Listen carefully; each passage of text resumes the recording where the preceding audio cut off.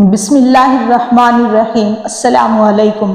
ایک دفعہ ایک غزوہ میں ایک عورت گرفتار ہو کر آئی۔ اس کا بچہ گم ہو گیا تھا۔ مامتا کی محبت کے جوش کا یہ عالم تھا کہ جو کوئی بچہ اسے مل جاتا اس کو سینے سے لگا لیتی۔ حضور رسول مقبول صلی اللہ علیہ وآلہ وسلم نے دیکھا تو حاضرین سے مخاطب ہو کر فرمایا، کیا یہ ہو سکتا ہے کہ یہ عورت خود اپنے بچے کو آگ میں ڈال دے گی؟ لوگوں نے عرض کیا کہ ہرگز نہیں۔ حضور صلی اللہ علیہ وآلہ وسلم نے فرمایا، تو خدا کو اپنے بندوں سے اس سے زیادہ محبت ہے جتنی اس عورت کو اپنے بچے سے ہے۔ ایسے ہی ایک مرتبہ حضور صلی اللہ علیہ وآلہ وسلم غزوہ سے واپس آ رہے تھے۔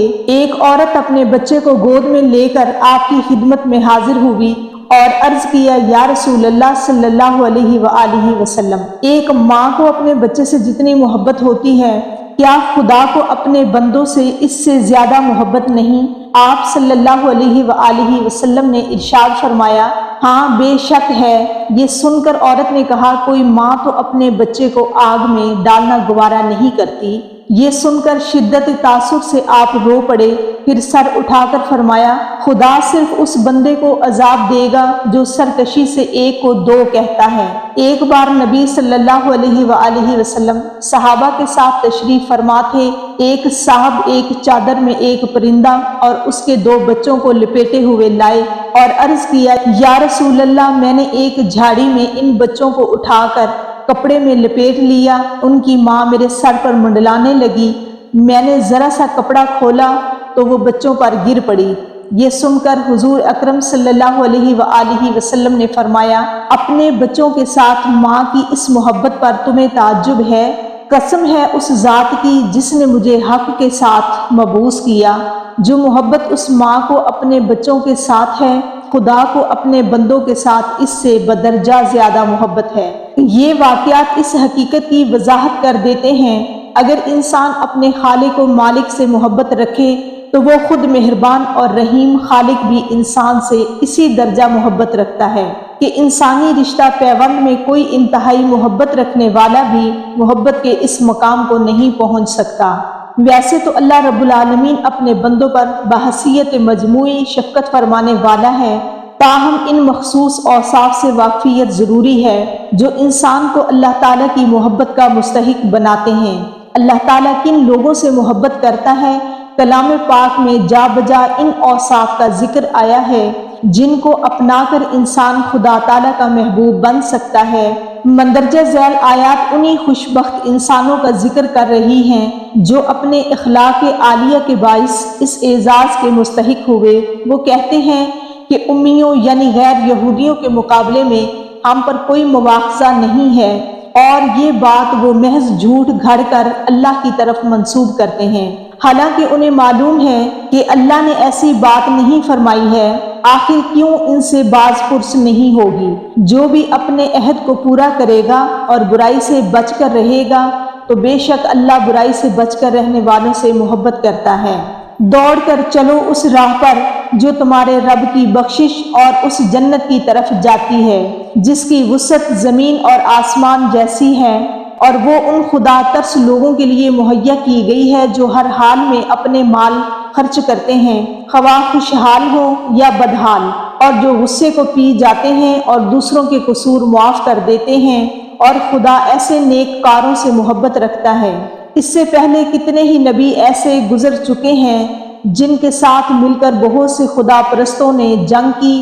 اللہ کی راہ میں جو مصیبتیں ان پر پڑی ان سے وہ دل شکستہ نہ ہوئے، نہ انہوں نے کمزوری دکھائی اور نہ وہ باطل کے آگے سرنگو ہوئے، اور خدا ایسے صابر دلی سے محبت رکھتا ہے۔ آخر کار اللہ نے ان کو دنیا کا ثواب بھی دیا اور اس سے بہتر ثواب آخرت میں بھی عطا کیا۔ اللہ ایسے نیکوکاروں سے محبت رکھتا ہے۔ اے پیغمبر، یہ اللہ کی بڑی رحمت ہے کہ تم ان لوگوں کے لیے بڑے نرم مزاج واقع ہوئے ہو، ورنہ اگر کہیں تم تند خواہ اور سنگ دل ہوتے تو یہ سب تمہارے گرد و پیش سے چھٹ جاتے۔ ان کے قصور معاف کر دو، ان کے حق میں دعائے مغفرت کرو اور دین کے کام میں انہیں شریک مشورہ رکھو۔ پھر جب تمہارا عزم کسی رائے پر پکا ہو جائے تو اللہ پر بھروسہ کرو، اللہ بے شک ان لوگوں سے محبت رکھتا ہے جو اسی پر بھروسہ رکھتے ہیں۔ اور اے نبی صلی اللہ علیہ وآلہ وسلم، اگر تم ان یہودیوں کے مقدمات کا فیصلہ کرو تو پھر ان کے درمیان ٹھیک ٹھیک انصاف کے ساتھ فیصلہ کرنا، بے شک اللہ انصاف کرنے والوں سے محبت رکھتا ہے۔ جو لوگ ایمان لے آئے اور نیک عمل کرنے لگے، انہوں نے پہلے جو کچھ کھایا پیا تھا اس پر کوئی گرفت نہ ہوگی، بشرط یہ کہ وہ آئندہ ان چیزوں سے بچے رہیں جو حرام کی گئی ہیں اور ایمان پر ثابت قدم رہیں اور اچھے کام کریں۔ پھر جس جس چیز سے روکا جائے اس سے رکیں اور جو فرمان الہی ہو اسے مانیں۔ خدا ترسی کے ساتھ نیک رویہ رکھیں، خدا نیک رویہ رکھنے والوں سے محبت کرتا ہے۔ ابو ہریرہ رضی اللہ تعالی عنہ سے روایت ہے کہ رسول اللہ صلی اللہ علیہ وآلہ وسلم نے فرمایا، جب اللہ تعالیٰ کسی بندے سے محبت کرتا ہے تو جبرائیل علیہ السلام کو پکار کر فرماتا ہے کہ اللہ تعالیٰ فلاں بندے سے محبت کرتا ہے، اس لیے تو بھی اس سے محبت رکھ۔ چنانچہ جبرائیل علیہ السلام اس سے محبت کرنے لگتے ہیں اور اہل آسمان میں اعلان کرتے ہوئے کہتے ہیں کہ اللہ فلاں شخص سے محبت کرتا ہے، اس لیے تم سب بھی اس سے محبت کرو۔ چنانچہ آسمان والے بھی اس سے محبت کرنے لگتے ہیں اور زمین میں اس کے لیے مقبولیت لکھ دی جاتی ہے۔ صحیح مسلم کی روایت میں ہے کہ رسول اللہ صلی اللہ علیہ وآلہ وسلم نے فرمایا، اللہ جب کسی بندے سے محبت کرتا ہے تو حضرت جبرائیل علیہ السلام کو بلاتا ہے اور فرماتا ہے کہ میں فلاں سے محبت کرتا ہوں، تم بھی اس سے محبت کرو۔ چنانچہ جبرائیل علیہ السلام اس سے محبت کرنے لگتے ہیں اور آسمان میں اعلان کرتے ہوئے کہتے ہیں کہ اللہ فلاں سے محبت کرتا ہے، تم بھی اس سے محبت کرو۔ چنانچہ اس سے آسمان والے بھی محبت کرنے لگتے ہیں، پھر اس کے لیے زمین میں مقبولیت لکھ دی جاتی ہے۔ اور جب رب تعالیٰ کسی بندے سے ناراض ہوتا ہے تو جبرائیل علیہ السلام کو بلا کر کہتا ہے کہ میں فلاں سے نفرت کرتا ہوں، تم بھی اس سے نفرت کرو۔ چنانچہ جبرائیل علیہ السلام بھی اس سے نفرت کرتے ہیں، پھر آسمان والوں میں اعلان کرتے ہوئے کہتے ہیں کہ اللہ فلاں سے نفرت کرتا ہے، اس لیے تم لوگ بھی اس سے نفرت کرو۔ پھر زمین میں اس کے لیے نفرت لکھ دی جاتی ہے۔ محترم ناظرین، ایک حدیث پاک کا مفہوم ہے کہ سیدنا ابو ہریرہ رضی اللہ تعالی عنہ بیان کرتے ہیں کہ نبی کریم صلی اللہ علیہ وآلہ وسلم نے فرمایا، میری امت کے تمام لوگ جنت میں جائیں گے سوائے اس کے جس نے جنت میں جانے سے خود ہی انکار کر دیا۔ صحابہ کرام رضی اللہ عنہم نے عرض کیا، اے اللہ کے رسول صلی اللہ علیہ وآلہ وسلم، بھلا جنت میں جانے سے کون انکار کرے گا؟ آپ صلی اللہ علیہ وآلہ وسلم نے فرمایا، جس نے میری اطاعت کی وہ جنت میں جائے گا، اور جس نے میری نافرمانی کی اس نے گویا جنت میں جانے سے انکار کر دیا۔ ایک مرتبہ رسول اللہ صلی اللہ علیہ وآلہ وسلم ایک سفر سے واپس آ رہے تھے کہ ایک جگہ پر آپ نے پڑاؤ ڈالا۔ قریب ہی ایک بستی تھی جس میں ایک عورت کا تندور تھا۔ اس عورت نے لشکر کی روٹیاں بھی پکائیں۔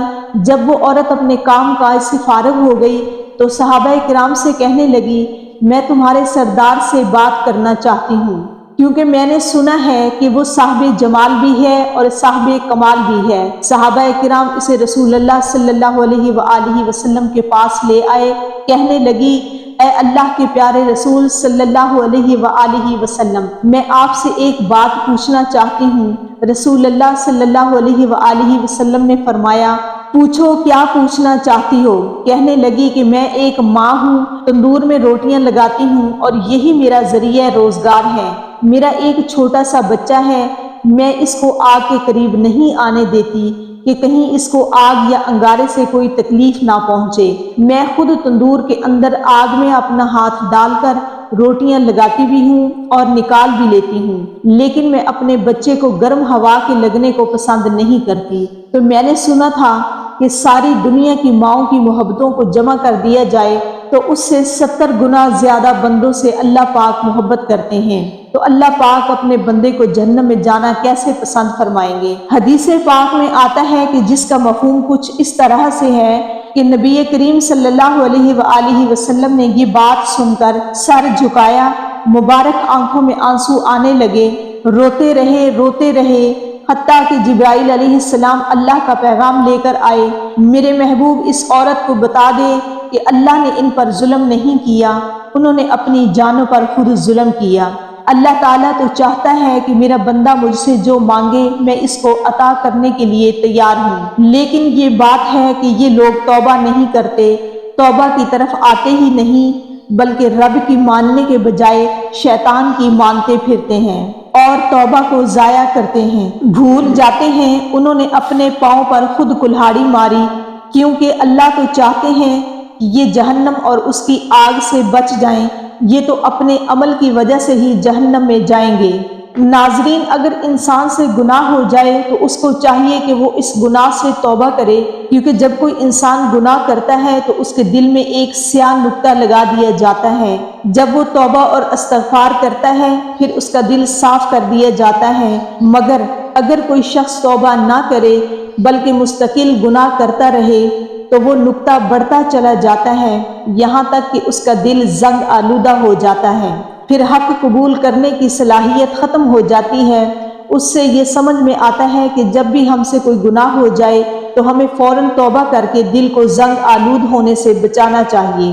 رسول اللہ صلی اللہ علیہ وآلہ وسلم کا فرمان ہے کہ بے شک جب بندہ ایک گناہ کرتا ہے تو ایک سیاہ نقطہ اس کے دل میں لگا دیا جاتا ہے، پھر جب وہ گناہ چھوڑ دیتا ہے اور استغفار اور توبہ کرتا ہے تو اس کا دل صاف کر دیا جاتا ہے، اور بغیر توبہ کیے ہوئے دوبارہ گناہ کرتا ہے تو اس نقطے میں زیادتی کر دی جاتی ہے تا آگے وہ پورے دل پر چھا جاتا ہے۔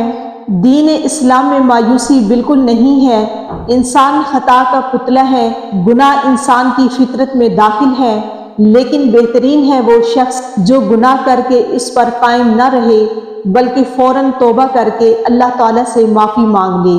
نبی کریم صلی اللہ علیہ وآلہ وسلم نے ارشاد فرمایا، ہر بنی آدم بہت زیادہ خطا کار ہے، لیکن اللہ تعالیٰ کے نزدیک بہترین خطا کار وہ ہے، بہترین گناہگار وہ ہے جو کثرت سے توبہ کرنے والے ہوں۔ نبی کریم صلی اللہ علیہ وآلہ وسلم نے فرمایا، گناہ سے صدق دل سے توبہ کرنے والا اس شخص کی طرح پاک صاف ہو جاتا ہے جس نے کوئی گناہ کیا ہی نہ ہو۔ حضرت ابن عباس رضی اللہ تعالی عنہ سے روایت ہے کہ رسول اللہ صلی اللہ علیہ وآلہ وسلم نے فرمایا، جس آدمی نے استغفار کو لازم کر لیا اللہ تعالیٰ اس کو ہر تنگی سے نکال دیں گے، اس کے ہر غم کو دور کر دیں گے اور اس کو ایسی جگہ سے رزق عطا فرمائیں گے جہاں سے اس کو وہم و گمان بھی نہ ہوگا۔ حضرت ابو ذر رضی اللہ تعالی عنہ روایت کرتے ہیں کہ رسول اللہ صلی اللہ علیہ وآلہ وسلم نے ارشاد فرمایا کہ اللہ تعالیٰ ارشاد فرماتے ہیں، میرے بندے بے شک جب تو میری عبادت کرتا رہے گا اور مجھ سے مغفرت کی امید رکھے گا میں تجھ کو معاف کرتا رہوں گا، چاہے تجھ میں کتنی ہی برائیاں کیوں نہ ہوں۔ میرے بندے اگر تو زمین پر گناہ کے ساتھ بھی مجھ سے اس حال میں ملے کہ میرے ساتھ کسی کو شریک نہ کیا ہو تو میں بھی زمین پر مغفرت کے ساتھ تجھ سے ملوں گا، یعنی بھرپور مغفرت کر دوں گا۔ اللہ پاک ہمیں توبہ کرنے کی توفیق عطا فرمائے اور ہمارا خاتمہ ایمان پر فرمائے، آمین۔